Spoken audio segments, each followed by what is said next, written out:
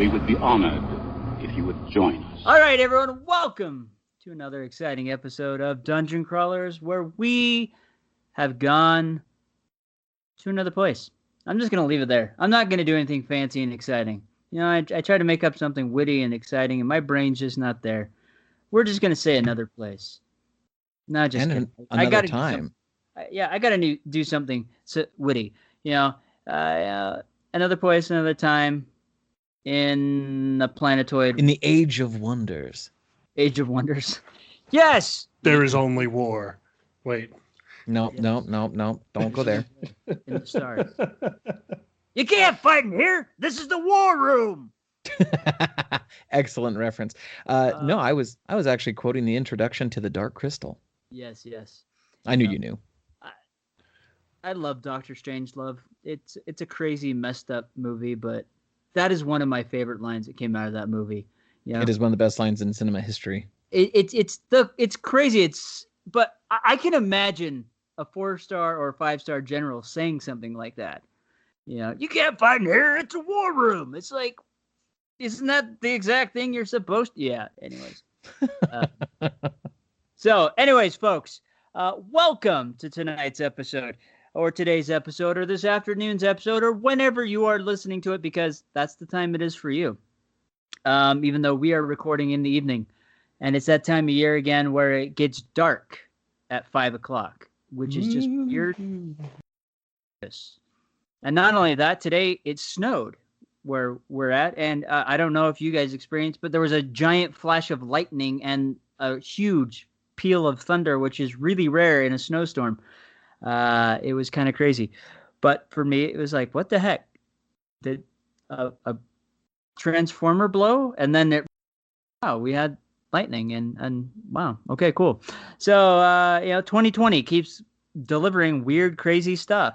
You know, we've had all the hits. We've had inland hurricanes. We've had fire tornadoes. Then I seriously expect to have a Sharknado anytime soon. It wouldn't even be surprising at this point. I know that's the crazy thing is about this year, that if we had one, people were like, "Yep, there's 20." No, wait. I vaguely remember that there was a Sharknado elsewhere in the country. That there was a tornado that came through, actually picked up some sea life and like tossed it around. I'm gonna have to find the article on that one, but I remember saying, did we actually have a literal Sharknado? I do vaguely have something in the back of my head tickling me around about that too. Okay, actually, I just pulled it up. But that was 2017. No, I mean it was this year. Yeah, anyway, we'll have to look into that. But yes, this year has been that kind of special. Okay, it's crazy. The stuff that has come up this year. You know, who in their right mind would have ever thought that we would be fighting for dear life in the middle of a store for toilet paper? You know, who would have thought that they would have a candlelight vigil because a truck full of toilet paper crashed and caught on fire, desperately needing to go to places in Texas. It's been a weird year. It definitely has, and it's not over yet. We've still got a month and a half left. But nevertheless, the most magical part of this year is good conversations with good friends. Yes. But I do have to put it out there. There are some very important birthdays coming up, and we should probably go to Star Wars Land for those birthdays. You know, we once upon a time ago, we flew a spaceship on a mighty mission. Barely survived. But we did survive that mission by the skin of our teeth and by the prowess of our mighty, mighty brain power. Words are escaping me tonight because it was a strong crew in a tough situation. Yes. You know, we had some very interesting moments. We almost didn't make it out of the space dock because our pilot was struggling with the controls. Pilot Jessica. You know, it reminds me a lot of, Galaxy Quest, where they're flying out for the first time.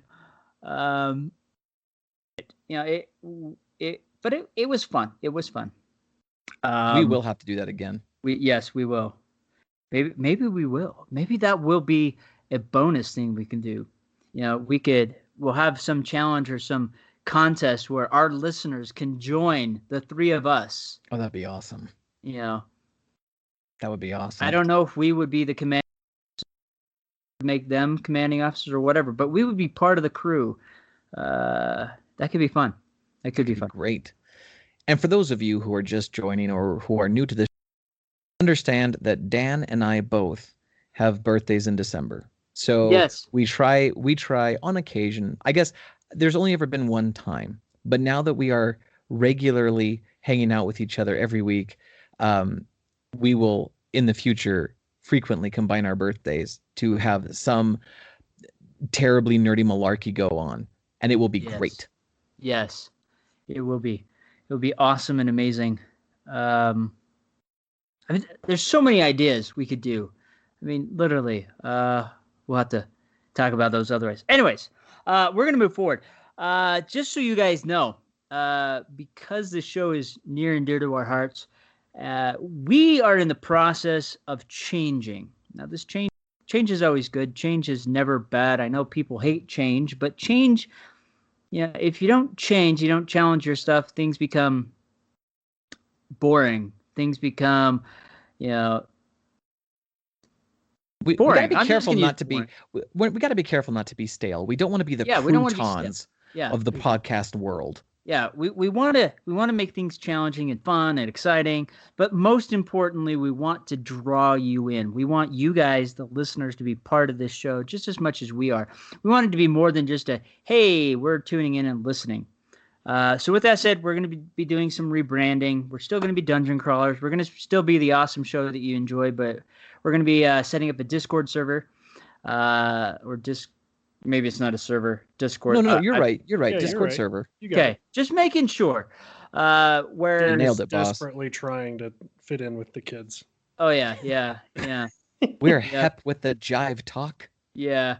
I right now in this moment, because of this, I feel so awkward. I feel like Johnny from Cobra Kai, where he's like, "Yeah, I got me a smartphone, and I'm on the Facebook app now." That show is genius. I feel so sorry for that guy because the way he's like, "You sold me a crappy machine. It won't turn on. How do you get this thing to work?" "Well, did you push the power button?" "Yeah, I did." And then the guy opens it up and pushes it, and it kicks on. "I'm trying to get on the internet. It's not working." "Did you connect to the Wi-Fi?" "Yeah, I did." "What's a Wi-Fi?" Great. It's okay. I assure our viewers out there, we have done a lot more pre-work in getting this ready to go. And even though Dan will be on the server, he may or may not necessarily be the one making sure that everything is well moderated. You want to know what? This is the really silly part. I used to be a network engineer way back in the day for Utopia. After 13 years, I burnt out, and I just I'm done. I'm not looking back, and I haven't. So, as sad as that is, I mean, I probably after a little bit, I'd pick up on it and I'd be fine. But oh, sure, yeah. Absolutely. No, so I'm behind the times on a lot of the stuff. But yes, we're gonna set up the Discord server. We want you to be part of it. We're gonna announce when we're gonna be having guests come on. So like in the future, when we have Bob Salvatore, R.A. Salvatore come on the show, we're going to announce it on there. And you guys, we're going to say, hey, what questions would you want to have asked to Bob? And we will select some of those questions. So as you're listening, one of your questions could be the question we asked Bob, or one of our other fantastic authors, or we may have a game designer come on. We're going to let you know what game we're talking about, and you could, maybe you have questions about that game. You've been following the information about it leading up to the Kickstarter, or maybe you're watching the Kickstarter and you don't want to buy in yet until you know certain things, and you can ask those questions, and we may ask those for you. On top of that, we definitely want a lot more interaction. That's the biggest thing. We want interaction from you guys. The truth is, we miss interacting with you guys in the age of COVID, and we haven't been able to go to any cons or events because there are no cons or events, and we miss you guys, and we want to hang out with you. Yeah. This is the best way we can do that. And just like any good D&D adventure, there will inevitably be weird things that happen along the way, outtakes and extra content and things behind the scenes that we really want to have everybody be a part of, because some of our best stories and adventures in, the first 12 years of DCR now have been because of our interactions with each of you.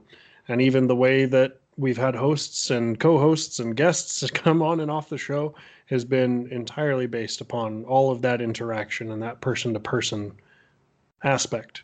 And so if we sound tired in the last few episodes and the next few episodes, it's only because we're working double and triple time right now to really make 2021 a killer year as we go into a new season of Dungeon Crawlers. Yep. True story. I mean, some of the greatest times in the past doing the show, because I have done it, going into 2021 will be the 13th year, was when we did programs like the Epic Showdown, where we put it out there. We said, hey, this is my champion. This is what we would do. And then we had the listeners vote. There was the Game Report we did years back where people would email in their questions about their gaming questions. Hey, we're running this campaign. This is the problem I've ran into as the DM. Or this is, hey, I'm a player. I'm trying to construct this character, and this is the problem I've ran into. And then we would give our advice. That was really exciting when we could interact. And then sometimes we'd have those people write back, wow, I followed your advice. This is what happened. It was awesome. Those were really exciting moments. Those were fun because the interaction was happening. It was pretty much like almost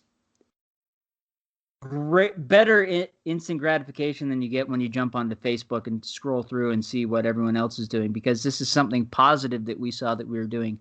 It's awesome when we have authors come on and they come back saying, hey, that was awesome. Great. Thanks for having me on. I saw a boost in my sales. It's always nice to have those things to know that what we're doing makes a difference. It also helps to know that you guys enjoy what we're doing. Sometimes we do something and we love it, but we don't know if you love it. And sometimes when we see that episode isn't downloaded as much, well, we just figure you didn't like it. But maybe you don't know what that episode's about, so you skip it because, you don't know what the Rad Dome is. Well, if you don't know what the Rad Dome is, you should listen to it because it's awesome. And there's another one coming soon. Yes, there's the Turkey Bowl edition coming soon. I'm so excited for that. I am too. And here's for a clunky transition, but nevertheless, I feel like it is time to transition.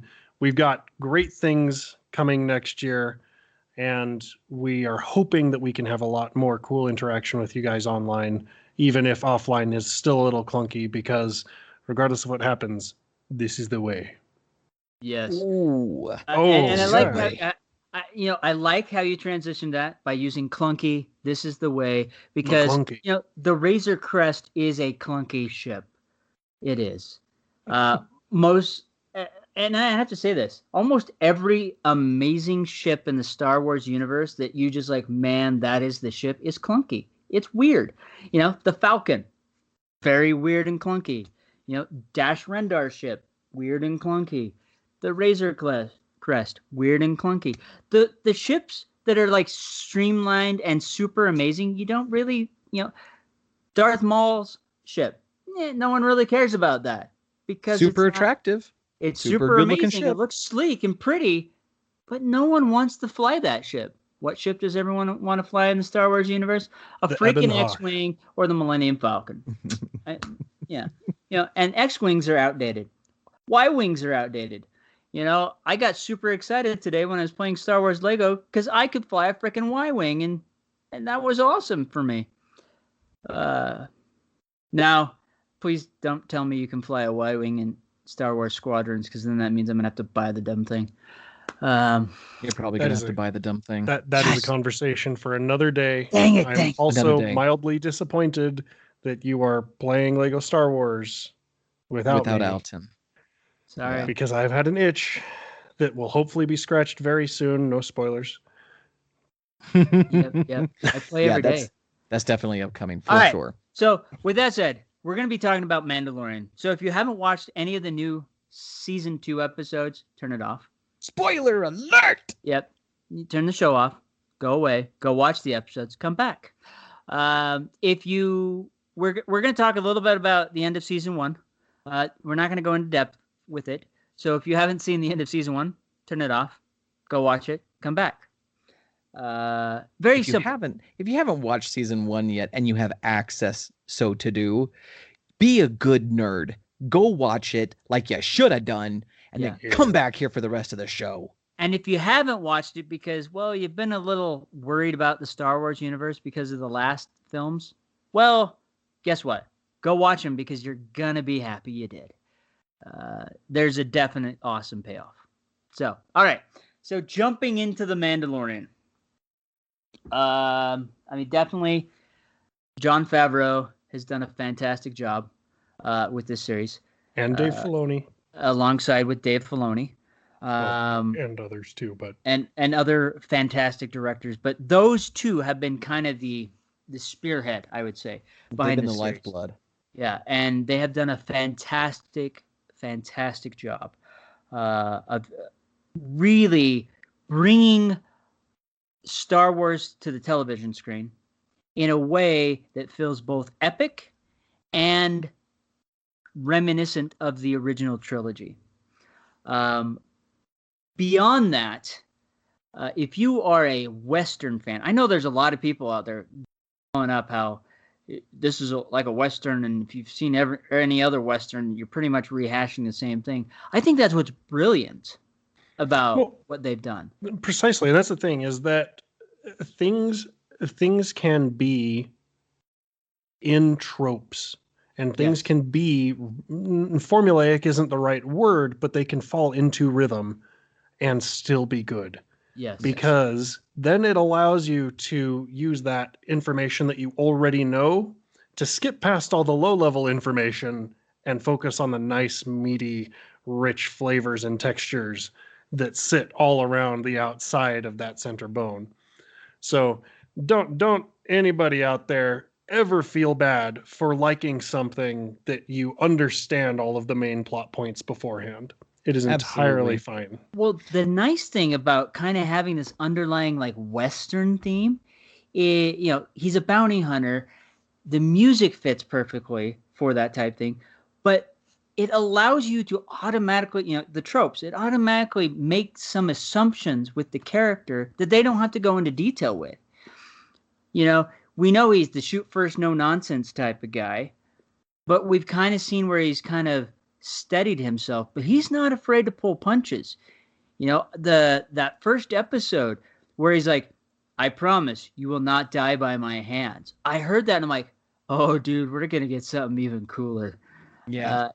And we saw it. We didn't have to see the death or anything what happened, but he shoots out the lights and you see all the red lights and then you see the guy screaming and it was just like, oh my gosh, that was such an awesome bad guy moment. And he was the bad guy was voiced by John Leguizamo. Yeah. Which is awesome. We've seen some really cool things. Even the interaction with the child has changed a little bit, where you see the child realize, oh crap, a fight's going to happen. And he jumps out, hits the panel that closes the lid on his little hover pod so that he knows what's going to happen. He's seen the pattern. He understands now, which is good because he's over 50 years old. He should be pretty cognizant of this. He knows what's going on. But I like that. I like that there's this new kind of relationship there where I've been tasked to take the child back to his people. Well, I mean, that's epic in itself because we've never seen anyone other than a couple of individuals from Yoda's species. We've seen Yaddle, we've seen Yoda, we said Xandar from the Knights of the Old Republic, but that's really it up until the child. So, are we being led up to he just finds one of them, or are we led up to he's going to find the planet? We're going to know more, which is interesting in itself. The thing I really am loving about season 2 is they're really expanding beyond the horizons of what we've seen.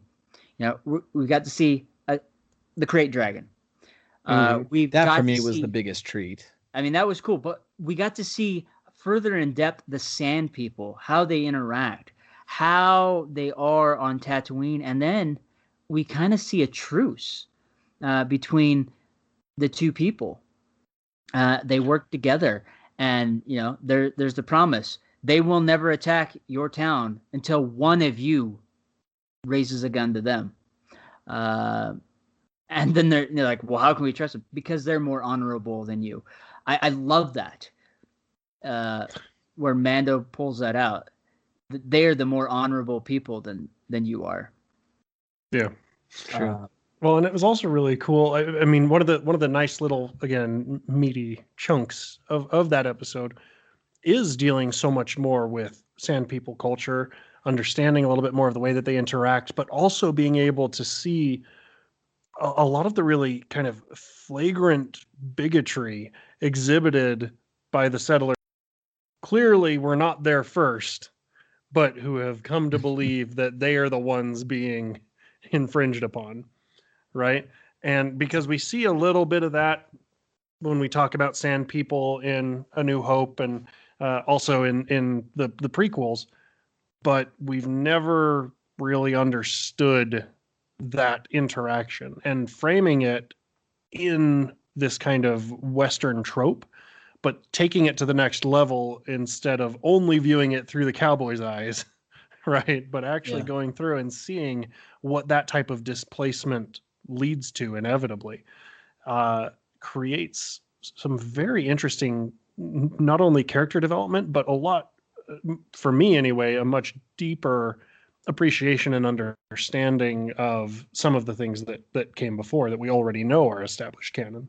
Yeah, well, I mean, with the Sand People, the only real occurrences we've had with them are, Luke in New Hope, and Obi-Wan making the crate dragon noise and then them running off.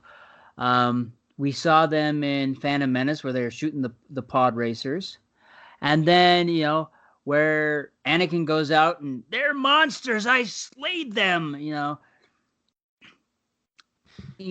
but even then he went in and slaughtered innocent people. I mean, not only the men, but the women and the Ravens children.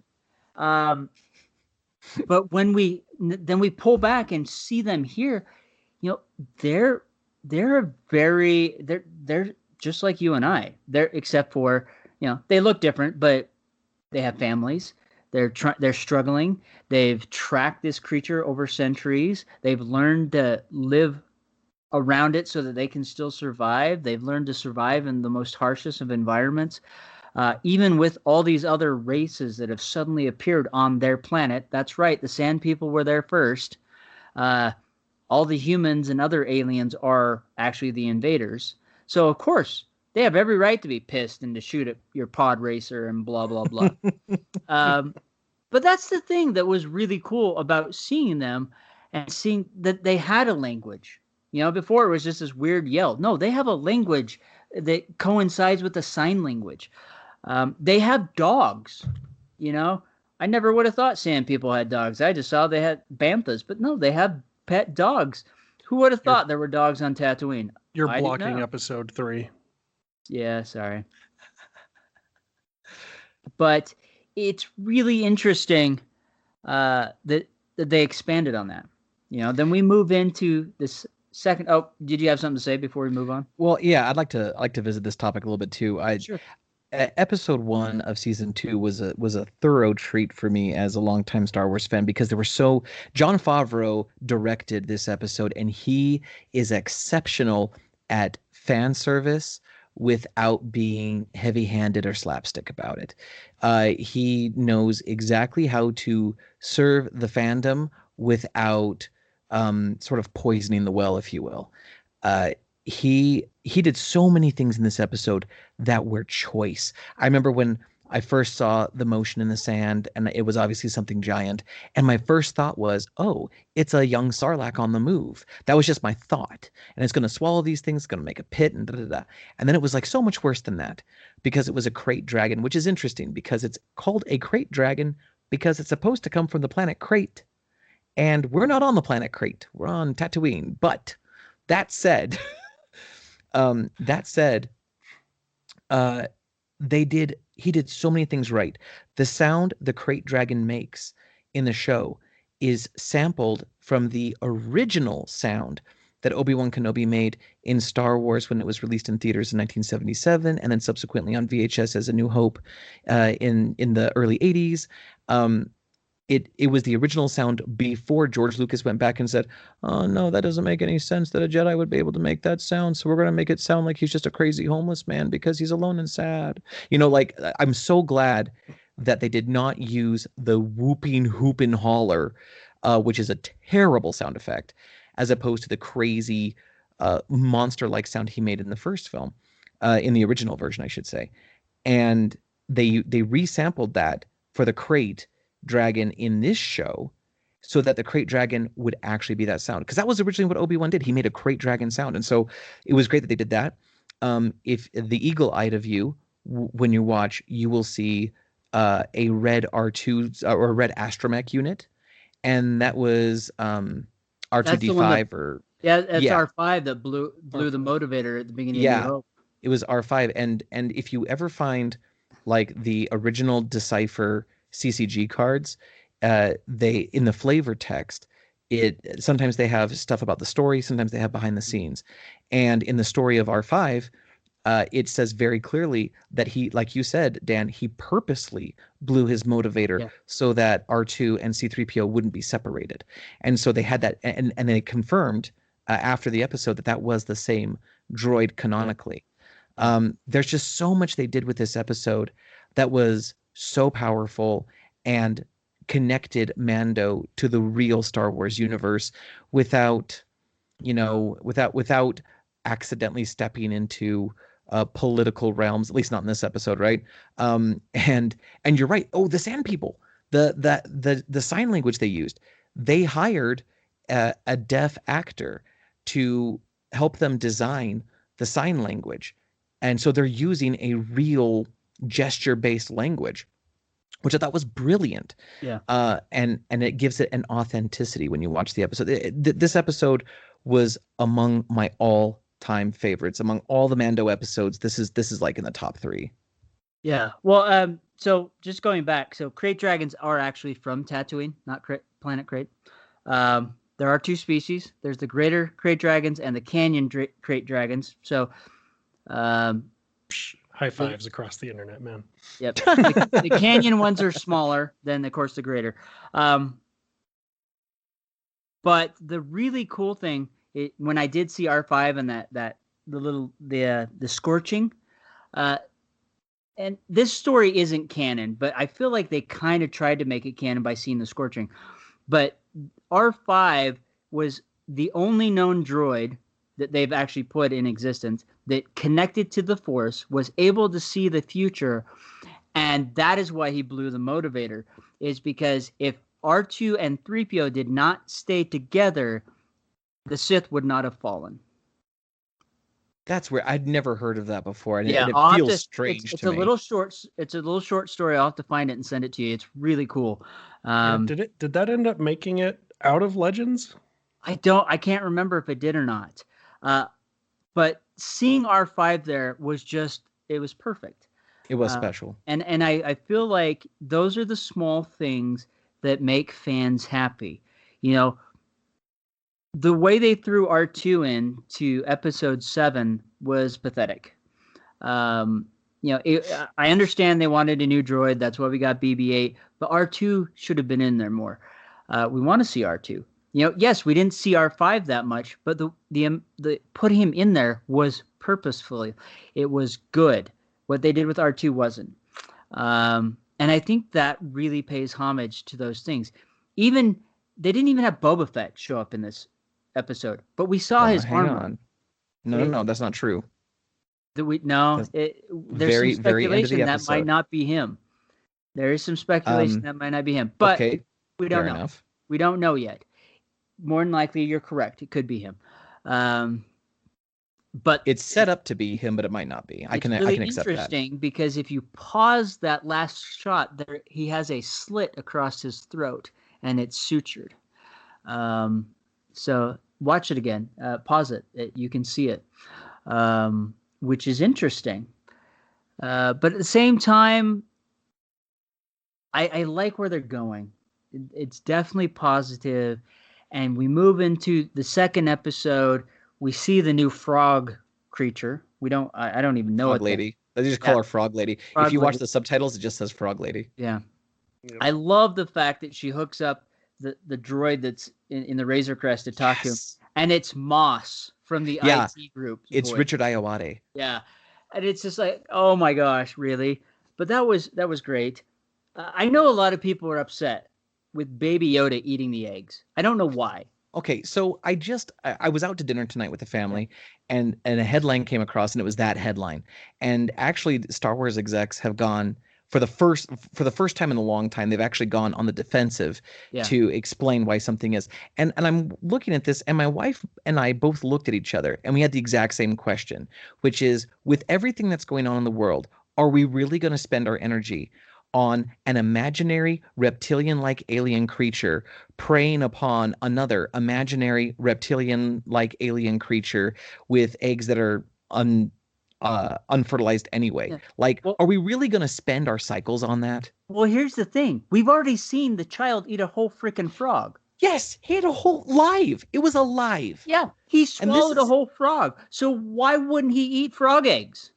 Well, and on top of that, how many people who are complaining about that scene are still eating scrambled eggs with their breakfast in the morning? Maybe not all of them, but come on, guys. Yeah. I thought it was hilarious. I'm like, where does he keep getting these eggs? And why haven't we ran out yet? Because it seemed like every other chance he's puts up his hand, he's got another one. Whoop. I mean, even at the very end of the whole episode, you see that in his robe. He pulls one out and whoop. It's like, where do you keep coming up with these things? I keep thinking of Will Ferrell as Buddy the Elf popping cotton balls into his mouth. Yeah. Right. And no more. Put those down. He takes them out of his hand, and there's nothing in his hand, and then he brings the other hand over and pops another one in. Well, it honestly, this is the thing. If you've ever had a kid, how many times I know for me, every time around Halloween, or we have candy in the house, it's like, where do you keep coming up with candy? I know I put all the candy up on the highest shelf. I know I have checked everything, and yet you still have a sucker. Where did that come from? Or you have this bag of Skittles. Where is this candy coming from? It's the same thing with the child. It's like, I have eggs, but you don't know where they're stashed. I had that exact same thought. I'm like, anyone who's ever had a kid knows this is actually what happens in real life. Yeah, it is. And I think it's fantastic that they incorporated with this. Yes, he's 50 years old, but he's still a child. He's an infant. Yeah. In with this race. He's in my mind, I imagine him as a 3-year-old. Even though he's 50 years old, he's like a 3-year-old in his race. And he is acting like a 3-year-old would. Even to the fact that he crawls over to these other alien eggs and then cracks one open and eats it. Yummy. And then starts that whole debacle. But then he starts wigging out and starts running and crying oh no, I'm in trouble. Which was fantastic. I love the development of the character. Absolutely. I don't care what other people are complaining about. I really love the development of the character and the relationship between the two. Yes, it's not a I love you relationship, but it's still, Mando still is taking, caring for this kid. Yeah, absolutely. Looking out for his well-being. I love how they brought the X-Wings in and they're doing a security check. I love the fact that Dave Faloni is one of the pilots. And which actually links back to the Prisoner episode of season 1.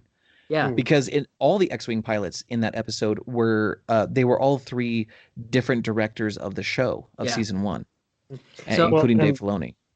And that was also one of the cool things about that particular chapter was it was the only episode last season that wasn't written by either Jon Favreau or Dave Filoni. Yeah. And so this is now them not only being like, yes, this is a legitimate part of the story that we're not just shoehorning in, but we really want to make sure that there's cross through. And the other thing that I really remarked to Tasha about as soon as I think I even paused the episode 2 minutes from the end, or less than that even, And I just turned to her and I said, this is exactly the type of story that I always try to build into my long-running campaigns, is that idea of that mid-campaign, like, scary encounter that something comes in at the tail end and saves the day. But I always, always, always try to bring home some kind of scene that says your actions have consequences. Nothing is forgotten. Yeah. Yes. Right. Like, not just having an encounter be a throwaway encounter, an episode be a throwaway episode that never means anything. If you've got a bounty hunter or a team of adventurers or a superhero or whatever that's going around rocking everybody in the quadrant, you better believe it's going to be noticed, it's going to be remembered, it's going to be talked about, and there will inevitably at some point be consequences, very real. Yes. Well, and that's the nice thing about this episode at the end there. It does show that, you know, all actions have consequences, whether positive or negative. Mm-hmm. You know, and in this case, they worked out for him. You know, yeah, they weren't going to help him, but they weren't going to arrest him either. It was a balanced scale, right? Yeah. They knew that he was on that prison brig or that prison frigate for criminal and nefarious purposes, but they also saw how his actions were counter to the reason he was there. Yeah. And so they wiped his slate clean, but he's like, hey, would you do some heavy labor for me on this frozen rock? Nah. How about you get that ping signal fixed? Yep. Yeah, I like that. You know, and not only that, I like the fact that they put themselves in as characters. You know, these guys have done a fantastic job with this series. They deserve to be immortalized in that. You know, even if it is a small character, they're now part of this universe that they have played. And I think it's only fitting that they put themselves, and I appreciate the fact that they're not putting themselves in as some big, fantastic character of importance. It's just a small character that now their presence is in there, which I think is wonderful. And apparently Jon Favreau played the Mando that was descending in the episode The Sin, that descended on the jetpack with the minigun that was just blasting away. Yep. But you didn't know it was Jon Favreau right away because his face is completely obfuscated. And so he even gets less recognition for that than Dave Filoni gets for being an X-Wing pilot. Yeah. Awesome. Yeah, and that's cool. I mean, it's these little things that are amazing. And I'm excited. I'm excited to see what else happens, what appears. You know, we've seen a few things. Also, while we're talking about little things, some things that might not be so little when my wife is sitting in front of her 70-inch TV that she insisted on splurging on last Christmas, and all of a sudden I see these nice, neat little white pods sticking out of the ground, and I go, "Oh, you're not gonna like this." She goes, "What?" I said, I'll let you know when it's over." What's going on? And then watching as she just pulls back into the couch, absolutely just torn to bits. My wife hit her face also, and I had to tell her, okay, it's safe now, and then it wasn't safe again, and I was like, sorry, that was not my fault. You know, I was just like squeeing in excitement and joy because it was a tie back to Rebels and it was a tie back to Knights of the Old Republic. Those crash spiders, oh man, I'm just like, oh yay! So minor correction, because I know we're on the internet and inevitably somebody's going to start typing right now. The Kinrath from KOTOR are not the spiders that we saw. What we saw were Krykna, which were only so far featured in Rebels, to my knowledge. Okay, excuse me. Yep, they are different, and I forgive you because at first that's what I thought too, but then I was like, wait, it's not quite right, and then I had to look it up eventually. All right, that's okay. Sorry, I'm ruining everything. No, you're not. No, you're absolutely right. If we get anything wrong, as I have done several times now, we will absolutely get corrected, and we should. I'm not 100%. You know, I know the crate dragons. The spiders, not so much. I will have to double up on my spider lore. That's okay. See, that's the joy of doing the show together. You know, we're always helping each other out. We learn from one another. Yes. The spiders are awesome, though. I'm excited. I hope to see more. I know a lot of people are like, why would you ever do that? The spiders are just awesome. They are. Yeah, I'm excited to see episode 3. Apparently episode 4 is slated to be directed by Carl Weathers, who plays Grief Karga. Nice.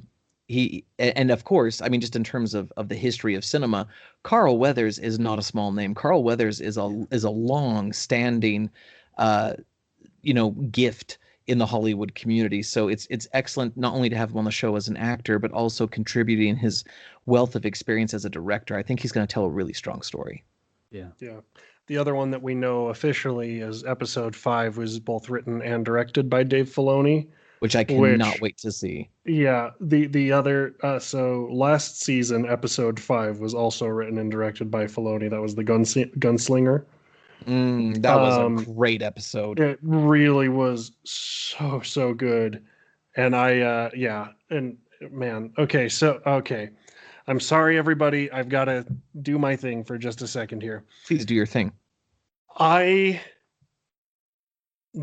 Until last year, did not watch Clone Wars. Like, I'd seen it in the background, and I knew generally what it was, enough to absorb the lore that I needed to know, but I hadn't watched it. And so I wasn't very familiar with Dave Filoni as a storyteller. But over the last year, I have steadily fallen in love with this man.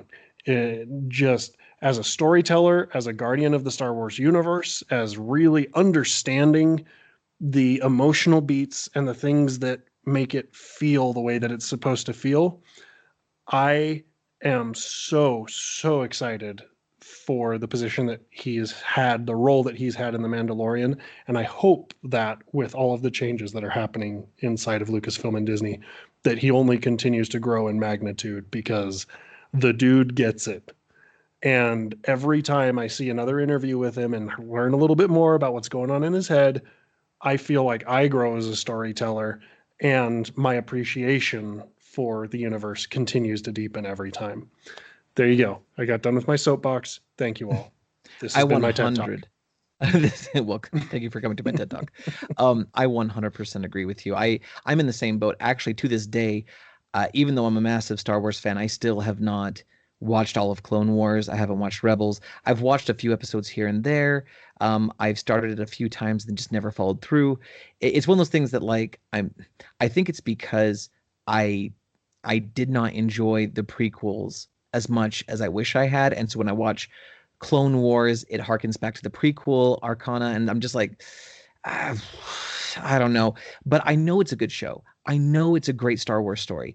I just need to give it time and a chance. And so I've been trying to be better about that. That said, earlier this year when we did the Filoni Insights, that episode, if you haven't heard that episode, go listen to the Filoni Insights. His insight into just the music, Duel of the Fates, and how it related to the storytelling of the Phantom Menace, it absolutely changed my perspective 100% from where it was. And just listening, like you said, listening to him talk and divulge how he sees things and why the stories matter to him. I as a lifelong Star Wars fan, I kneel at his feet. He is the uber fan, and I love what he brings to the table. And if any of you out there have connections with him, I will do my very, very best not to fangirl if it's ever possible that we get him on the show. Call to action. Get Dave Filoni on the show. Yeah, call to action. Let's get him on the show to talk to him.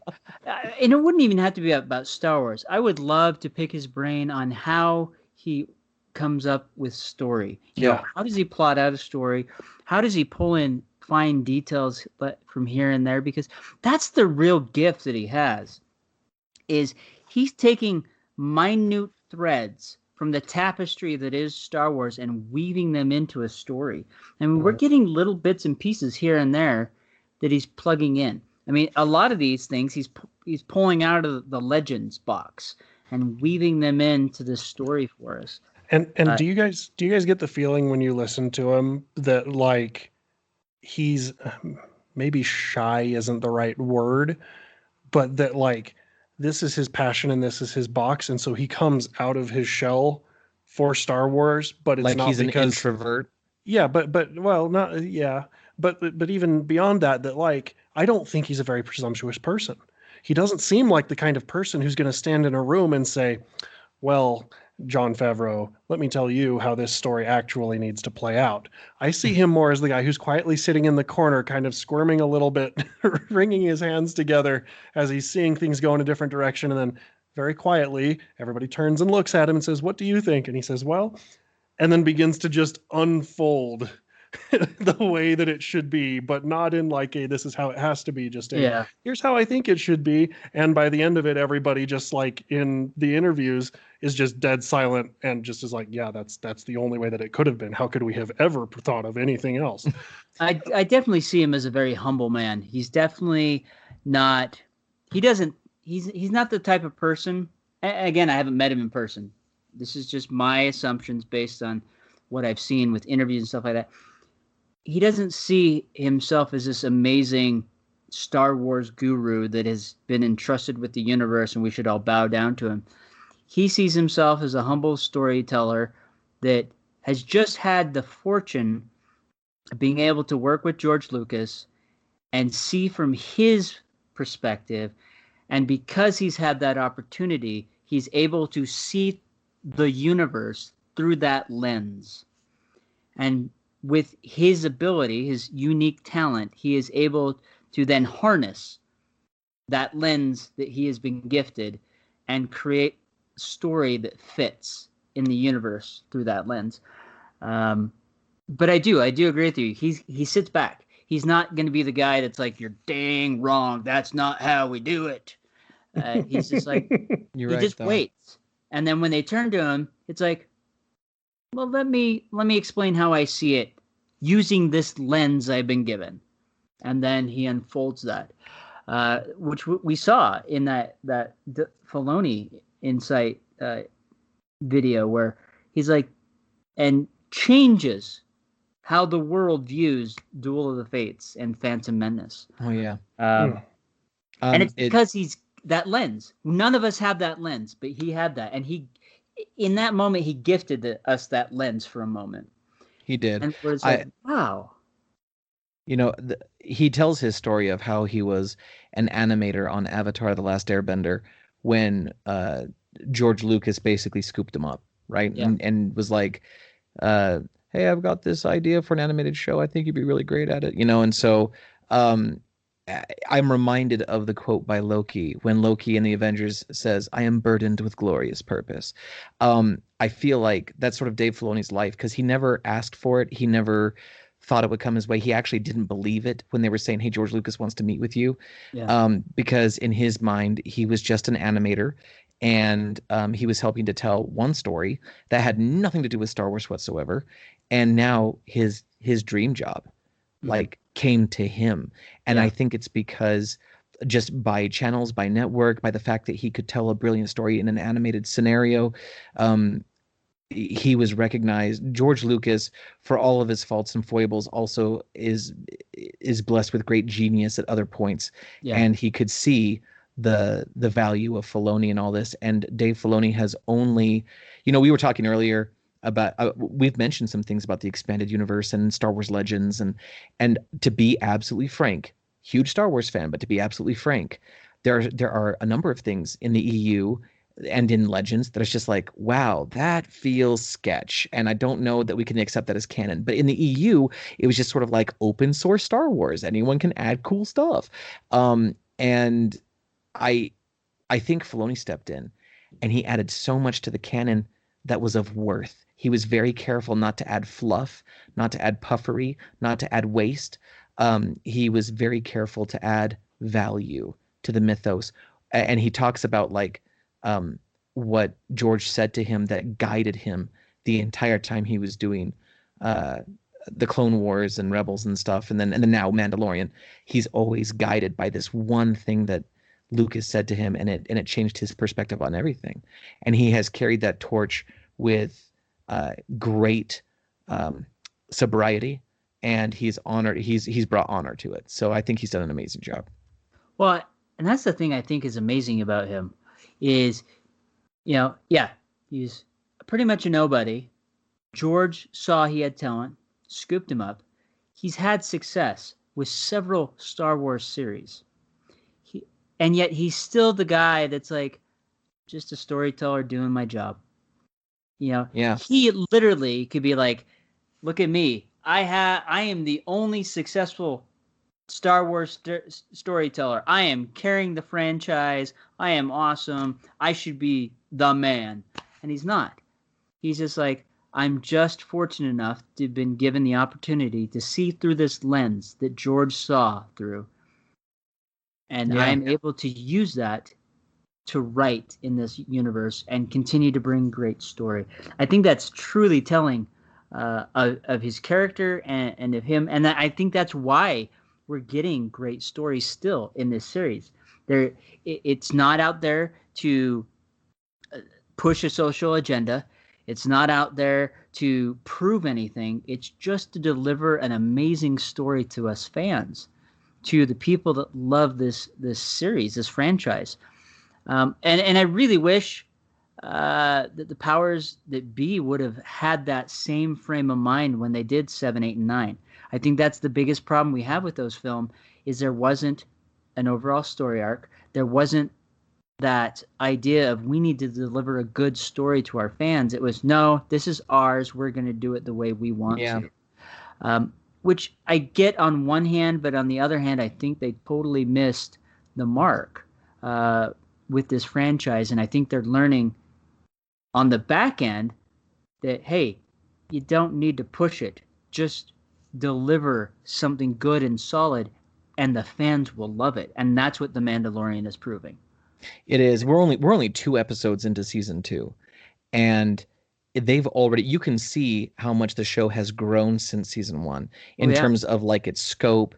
The way that if you get a chance to watch the Disney Plus documentary series Gallery, which is where we got some of our which is what spawned the Filoni insights, they show the incredible technology through Unreal Engine that they're using to create virtual sets, and it's just incredible how they're using real-time calculation of parallax view to get everything just right. It's beautiful what they've done. And when you watch episodes 9 and 10, you realize that they don't lean so heavily on that massively important but singular technology. They actually take it into the next realm of production, and now the scope is so much bigger. I remember watching the chase sequence in episode 10, and I was thinking, because they go from space through Atmo into the planet, and there are these different levels of aviation going on. They had to animate all of that in a way that was believable and realistic to the eye. And they did just a genius. It was just beautiful. It was brilliant. The scope of this show has obviously increased, and I couldn't be happier about it. And what I like, sometimes you get into a situation where you operate on a shoestring budget, and necessity is the mother of invention and innovation, and so you see a lot of really clever things done for very cheap because you have to. Then when that thing becomes successful, they throw money at it, and then you start to see waste, and you see squander, and you see that it's not as good because now they don't have to try so hard to make their resources last. They have almost unlimited resources or exponentially more. This show did not do that. They got more resources, and they used every bit of the buffalo, as the director of The Incredibles would say. Yeah. They did not squander anything. They didn't overscope themselves, but they did expand the scope. And I think it's beautiful. It fits like a glove. They've done such a great job with this show. No, I agree. We don't have too much time left, but everybody out there, by this point, if you haven't figured out, we are very smitten. We're very excited for what's coming next. We think that this season has some great potential. So the final question that I would ask to you guys, before we go, obviously, first off, if you're listening to us right now and you have a differing opinion, or if you are not in love, let us know. We want to hear the alternative viewpoint. But for Krebs and Dan and I, what is something that you are hoping for or wanting to see more of in this season that we haven't seen yet? And I'll start. So for me, season 1 had and I'm seeing some of it already, but season 1 had some disparate ideas that kind of had to start to come together. But we are seeing a lot of Mando's interactions with other people, mercenary type figures and things like that. I would love to see a meaningful return and a meaningful loss of one of those characters from season 1. Not out of just a desire for fan service, but as a real way to help to tie these seasons together and to be able to up the ante for what I imagine is going to be a crazy season 3. So that's the thing that I am looking for, is bring back somebody and we would need to lose them meaningfully. Krebs? Man, that's such a great question. You know, I think the low-hanging fruit here, of course, is we've got to revisit Grief Karga. We've got to revisit Moff Gideon. We have to get Cara Dune back. I think that's all the low-hanging fruit, and those are all but guaranteed at this point anyway. We already know that all of those are coming back this season. But if I had my druthers, I would like to see Mando's commitment to his religion be strained, or rather that the commitment to his religion strains his ability to do what he desires most in some scenario. For example, I would love to see a greater Mando, a greater Mandalorian arrive and just dominate Mando. And this now challenges his belief in his religion. It challenges his trust in the other Mandalorian.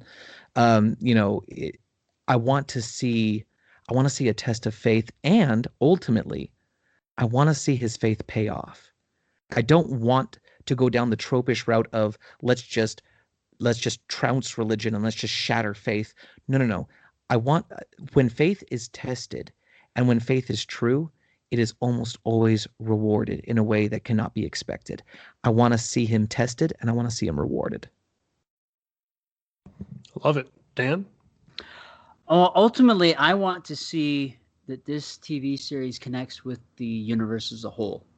You know, right now we're seeing small glimpses, which I think is the setup. You know, we've seen R5, but I want to see this series connected to Rebels or to Clone Wars, or which we've kind of, or to the movies themselves. We've kind of seen hints. We've seen the Darksaber. That's a hint back to Clone Wars and to Rebels. We've seen R5. That's kind of a connection to Episode 4. I really would like to see a stronger connection than these smaller items. You know, there's rumors that we're going to see those connections. But I would love to see those come to fruition, because then this series really solidifies as part of the overall story. That all of these smaller stories within this wonderful galaxy far, far away is connected. And we've seen those in books. We've seen that in comic books where we've seen those small connections. And, you know, we know that it's part of that bigger scope. With things being pushed to Legends, that kind of took that away in some aspects. And I get that they're building their own new Legends sandbox, so to say, within their own canon. And I'd like to see that, because ultimately, if we can establish that and build this new canon, I think, and do it in a good way. Let me put that caveat in there, because if it's not done in a good way, it's just a mess. But if they can do it in a good way and keep what they're doing, ultimately, when we're done with this series, whether it's 5, 6, 7 years down the road, or even 3, we only get 3 seasons, this series will be worth it. It will be worth watching over and over again, just like the films are, the original films are. Just like Clone Wars or Rebels are. I love watching those series, because every time I watch it, there's something new in there that I'm seeing for the first time, even though I know I've watched that episode before. At the same time, I also feel invested with those characters. You know, okay, before I say anything, both of you have seen all of Rebels, correct? No. But go ahead, I don't mind. Dang it. Okay. I won't put in details. It's okay. But there is it's a my moment. fault. at the end of the series that I always cry. Tears well up because of a sacrifice made. And I know it's coming, but every time I still feel the same power of emotions in that moment because I have been so invested in that character that when that sacrifice is made, every time it still has meaning, even though I know it's coming, even though I see it happen again and again. I want that same feeling in Mando, and I hope we get that. Even if it's a side character, the way these guys have done and built up these side characters, they have meaning. Timothy Olyphant's character, the Marshal, I want to see him again. I'm invested. I love that character. He may never show up again, but I love that character so much, I want to see him again. Cara Dune, I want to see her again. There's several other characters I'd love to see again, and it's because they've done them right. So I'm going to wrap up because otherwise I'll just keep talking on this soapbox. Because that's how much I love these characters. Mando is a phenomenal series. If you have not watched it, you've done yourself a disservice. Go tell yourself you're sorry and fix it. And it isn't just the child. Even though that may be the popular figure that everybody has caught on to, understand that there is a lot more meat on that bone. And if you are not a fan of all the child hullabaloo that's happened over the last number of months, there is still plenty for you. Absolutely. The child is just he's how Jar Jar Binks should have been done. Yeah, I can see that. He's sweet, he's cute, he attracts the small kids, but he's not done in a way that's stupid and overzealous. Asinine. Yeah. He still does silly, goofy things, but he does it in such a cute way and a silly way that you're like, oh, just look at him. He's charming, but he's not the show. And hopefully that's how you feel about us too. Yes. Yeah. Yes. Yeah. But I'm the charming one. I'm just not the show. Yeah. Again, what he does still brings meaning and story to the story, where Jar Jar was just, why? Yeah. Why is he sticking his tongue in the electric field? Yeah. Anyways. Okay. So, folks, check out the show. Give us your feedback. We'd love to hear your opinion so far. If you hate the show, that's okay. That's your opinion. And you deserve your opinion. You have every right to your own opinion, just like we have, our own opinion. And we do want to hear it. We want to hear your challenge points. We want to hear your positive points. If you agree with us or what your thoughts have been. I know there's someone that thinks the ferryman in one of the last episodes of season 1 is completely creepy because no R2 unit should have legs and an arm. It's just wrong. But I think it's cool. It just shows that droids can be upgraded with different parts. So give us your thoughts, give us your opinions, and tune in next week because we will have another Rad Dome Turkey Bowl edition. Oh, yeah. And it will be unlike anything you've heard before. And whether you be Sith or Jedi or bounty hunter or politician, tell your story, whatever may come. And always remember, my friends on the internet, be epic! Don't suck! Remember, the Force will be with you, always.